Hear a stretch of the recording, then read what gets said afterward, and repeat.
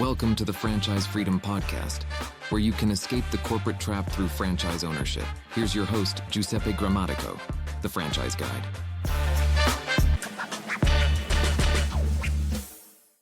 Welcome to the Franchise Freedom Podcast. I'm your host, Giuseppe Grammatico, your franchise guide. We have a very exciting show for you today, and it's titled The Top 5 Benefits of Owning a Franchise That You Did Not Know About.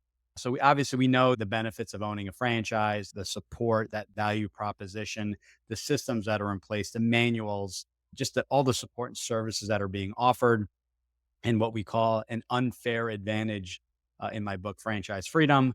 But I wanted to dive a little bit deep on more of the ones you didn't know about or maybe not as commonly known in the business. So the first one, and I think this is one of the most important, is that there is huge value in the community. What do I mean by community? With the franchise system, you're going to be working with other franchisees across the country, some maybe in many cases internationally, and you're working with other franchisees that have different business experience, different backgrounds. Many of them maybe they are starting that franchise is their first business, and others have a portfolio of brands that they own, but everyone's bringing a different skill set and experience to the table. I see that as a huge plus, as I did with our past franchise, because you started talking to people saying in our industry, we would do X, Y, and Z, different angles of marketing, different angles of sales in the process and things like that. So not saying to change the entire process of the franchise, but if there was a way to tweak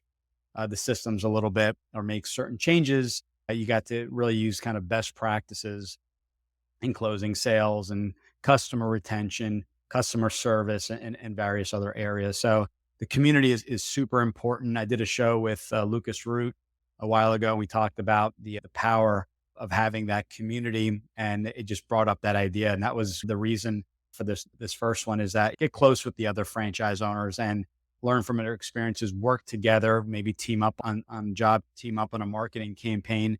That community is really big. And what you'll see is a lot of franchise companies will have an annual in-person conference that I highly recommend going to and meeting the founder, CEO, other franchise owners in that same system, and really learning from one another. The second is franchises are not awarded. They are awarded. So franchises are awarded, not purchased. And what I mean by that is that a franchise company has an avatar, who their ideal franchisee looks like as far as their skill sets. It could be someone that has maybe a sales skill set, someone that's extroverted because there's a lot of interaction with customers and going out and doing sales.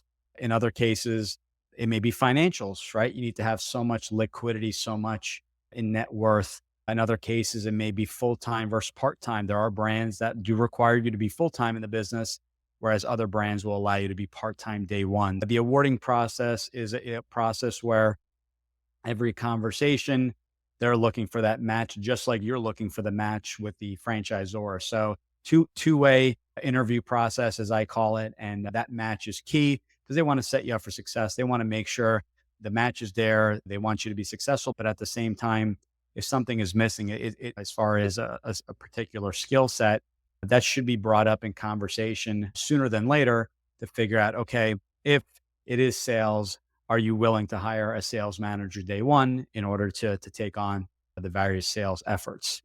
Let's see. Number 3, most of the franchise sales I've seen have been from other franchisees in the system. This is a big one. So when talking with people, and when I bought my first franchise, the question I had was, how do I sell this business? And that should definitely be a question in the process. You want to be very clear. Number 1, how do you sell it? What are the costs involved? And what are the potential multiples? Because that's also how you measure your return in the business. It's not just what you're making day to day, but it's on the resale value. And in many cases, franchisees are going to their neighboring franchisees and saying, hey, I'm looking to retire, or because of X, Y, and Z, I need to sell the business. Would you be interested? And in doing that, much seamless process. There's going to be some cost, much less than selling to another party. The other franchise owners already in the system doesn't have to go through necessarily the due diligence on the brand, although they are doing due diligence on the financials. They can step in much sooner, pick up where you left off, and run with the business. But that's something that I found out later on with the business. And in many cases, you may not have a neighbor, or that neighbor may be 3-4 hours away. that's okay. There are other ways where the franchisor may be able to assist, may utilize a business broker to help with the transaction. But I'm seeing a lot more where franchisees are buying from one another. It just helps with costs and the process and training and things like that. Every franchise is different when it comes to the service offering. So what one thing I advise people on is if you're looking at the cleaning space or the space of lawn care, irrigation systems, mosquito spraying, those are industries, which is the correct way to view it. But in the franchise world, each brand will be completely or could be completely different than the next.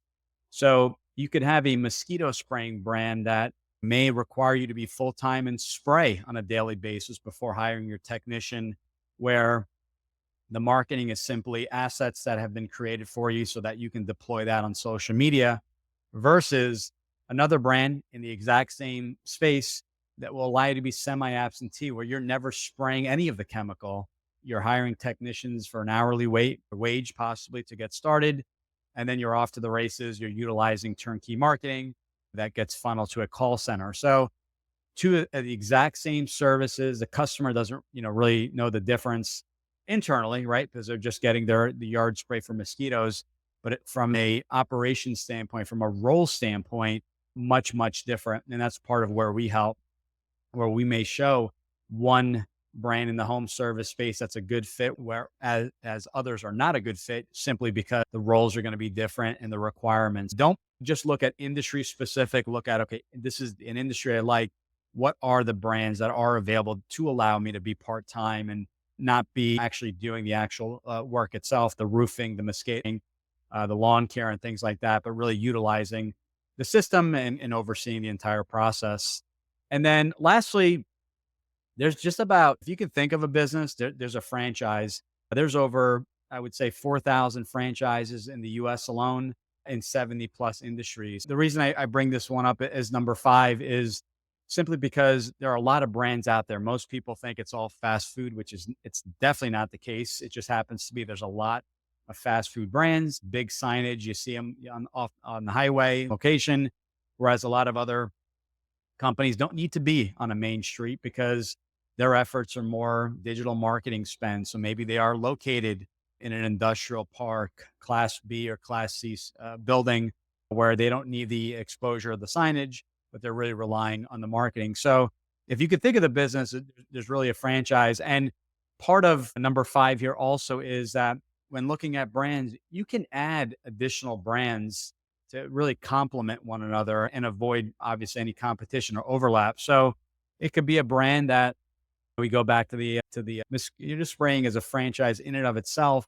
where you're building a relationship with the homeowner, you're giving the homeowner their backyard back. What else can we add to that business? And if you're dealing with a parent company that offers multiple home services, it may be one where you go in and say, okay, we're taking care of the outside. Can we offer you irrigation, maintenance, and repair? Can we offer you lawn care, whether it be cutting lawn, fertilization, and things like that, and 24-hour, or I should say 24-hour, 7-day a week. So all year round pest control.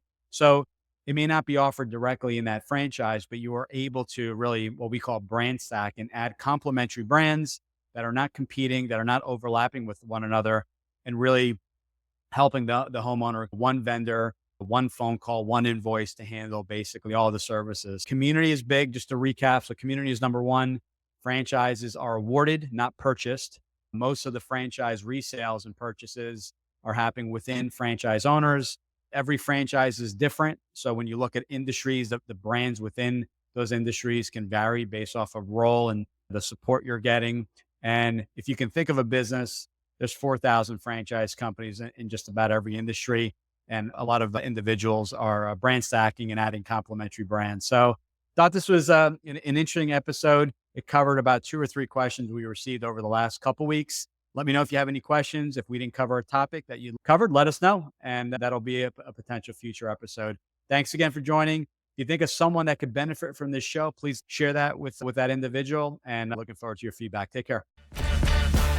Thanks for tuning in. If you want to learn how to make the transition from corporate to owning your franchise, join Giuseppe on the next episode. You can also follow on all social media platforms and achieve financial and time freedom today.